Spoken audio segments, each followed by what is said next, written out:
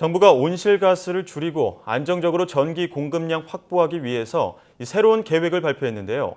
석탄 화력발전소의 건설을 취소하고 오는 2029년까지 새로운 원전을 짓기로 결정해 적지 않은 파장이 예상되고 있습니다. 네, 자세한 내용 경희대 원자력공학과 정범진 교수 전화로 연결해 알아보겠습니다. 교수님 안녕하십니까? 네, 안녕하세요. 네, 정부가 앞으로 15년간 필요한 예상 전력 수요량을 맞추기 위해서 7차 전력 수급 기본 계획을 발표했는데요. 먼저 이 전력 수급 기본 계획이 어떤 것인지 간단하게 설명해 주시죠. 예, 전력 수급 기본 계획은 정부가 매 2년마다 향후 15년을 내다보고 전력 수요를 예측해서 여기에 맞는 전력 설비 공급을 위한 계획을 수립하는 겁니다. 그 이유는 전력은 저장이 어렵고 생산과 동시에 소비가 이루어지기 때문에 또 수요가 발생했다고 해서 금방 발전소를 건설할 수 없기 때문에 이제 미리 계획해서 공급력을 확보해 놓는 것들이 매우 중요합니다. 그래서 이제 정부가 계획을 수립하는 것입니다. 예, 또 지난 2013년에 진행한 6차 기본 계획과 달리 이렇게 7조 원을 들여서 원전을 추가로 짓게 된 배경은 무엇인가요? 제가 그 전력 수급 계획에 직접 참여한 것이 아니라 공개된 것들을 이제 읽어보고 말씀을 드리는 거기 때문에 일단 자료에 나와 있는 것에 기반해서 본다 그러면 가장 중요한 것이 2020년 온실가스 저감화를 위해서 그 저탄소 발전원을 강화하겠다고 정책 방향이 나와 있습니다. 이것에 따라서 이산화탄소를 배출하지 않는 발전소로서 원자력 발전소가 채택된 것으로 보입니다. 그렇군요. 근데 가장 또 화두가 되는 것이 또 지역일 텐데요. 원전 추가 건설 후보지로 지금 강원 삼척과 경북 영덕이 거론되고 있는데 좀 시민들의 강력한 반발이 예상됩니다. 좀 안전하다고 볼 수 있을까요? 우선 원자력 전문가로서 안전하다고 과신해서도 안 되고 또 자만해도 안 된다고 봅니다. 그렇지만 또 한편으로는 그 과도한 우려 때문에 정책이 바뀐다거나 하는 것들도 큰 문제가 될 수 있습니다. 그래서 사실은 이 안전성이라는 것들은 그 동일한 사실도 바라보는 관점에 따라서 서로 다르게 인식이 되는데 우리나라에는 부정적인 인식이 좀 더 많은 것 같습니다. 그렇지만 한편으로 이제 지난 40년간 거의 반세기 동안 우리나라에서 원전이 운영되고 있었고 그 사이에 또 많은 논란도 있었고 언론에 이슈도 됐었지만 사실상 국민이 느끼기에 큰 문제가 됐었던 적이 없었거든요. 그런 점 감안해 주셨으면 좋겠고요. 가장 중요한 것은 그 해당 지역 주민들을 안심하기 위해서 정부나 그 한수원에서 많은 노력을 해야 되는 겁니다. 또 하나는 그 원자력 발전소를 짓게 되면은 국민 전체가 값싼 전기를 누리게 되고 또 국가적으로도 이산화탄소 감축을 할 수 있고 또 에너지의 안정적 확보에도 도움이 되는데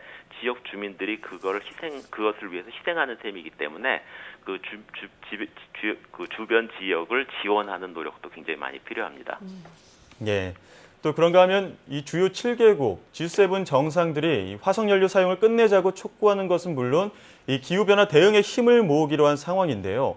이런 흐름 속에서 탄소 배출을 최소화하기 위해서는 원전 외에는 답이 없다라는 것이 국내 관계자의 의견입니다. 교수님 보시기에 실제로 원전의 비중을 늘리는 것이 이 온실가스를 줄이는 데 도움이 된다고 보십니까? 예, 그렇습니다.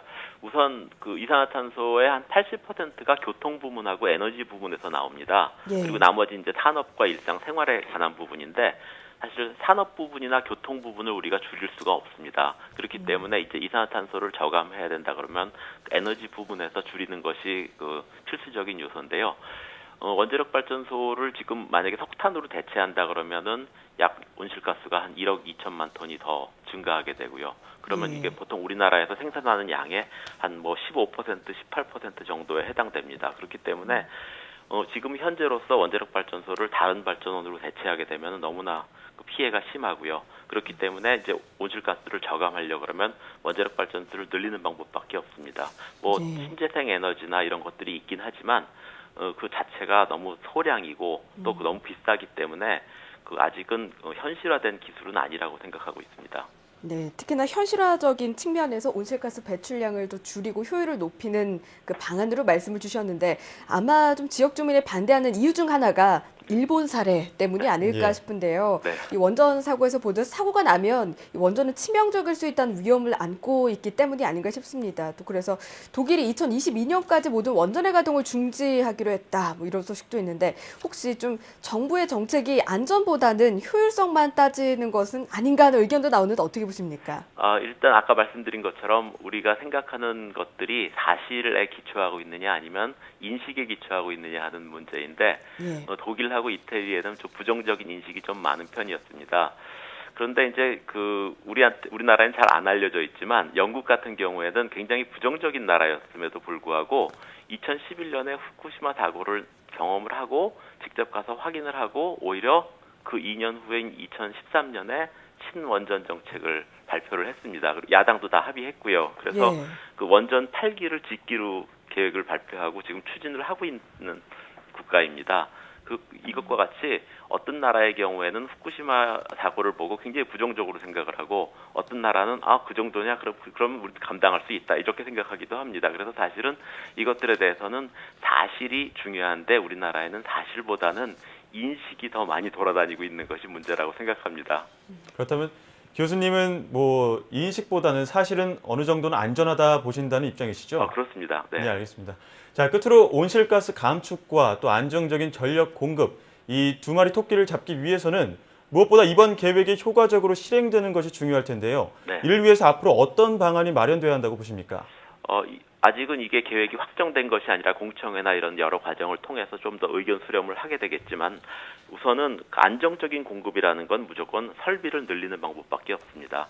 소비를 줄이는 것도 방법이지만 그것은 지금까지 그렇게 성공적이지 않아 왔고 또 하나는 단기적으로 그 효과가 나타나지 않습니다. 그래서 그 안정적인 공급을 위해서는 설비를 많이 늘려야 되고요. 이 안정적인 공급을 위해서는 예비력을 많이 확충하는 것이 굉장히 중요한데 대부분의 사람들이 선진국의 예를 잘못 받아들이는 경우가 많습니다. 미국이나 유럽과 같이 그리드가 서로 연결돼 있는 나라는 예비력을 많이 확보하지 않아도 되는데 일본이나 우리나라와 같이 고립된 나라의 경우엔 예비력을 많이 확보해야 됩니다. 일본 같은 경우엔 거의 예비력이 70%까지 가거든요. 우리나라는 이번에 22%를 예비력으로 산정을 했는데 저는 좀 낮은 수준이라고 생각하고요. 우리 국민이 발전소 몇 개 정도 더 추가 부담할 수 있다고 생각하고 있기 때문에 좀 더 공급력 확대를 위해서 노력을 해야 된다고 생각합니다. 예, 우리나라의 경우에는 설비를 늘리고 예비력을 확보하는 것이 중요하다라는 말씀을 해주셨는데요. 네. 어떤 방향이든 이 주민들을 위한 안전한 대책과 계획이 수립됐으면 하는 그런 바람입니다. 지금까지 경희대 원자력공학과 정범진 교수와 함께 이야기 나눴습니다. 네. 교수님 오늘 말씀 잘 들었습니다. 네, 감사합니다.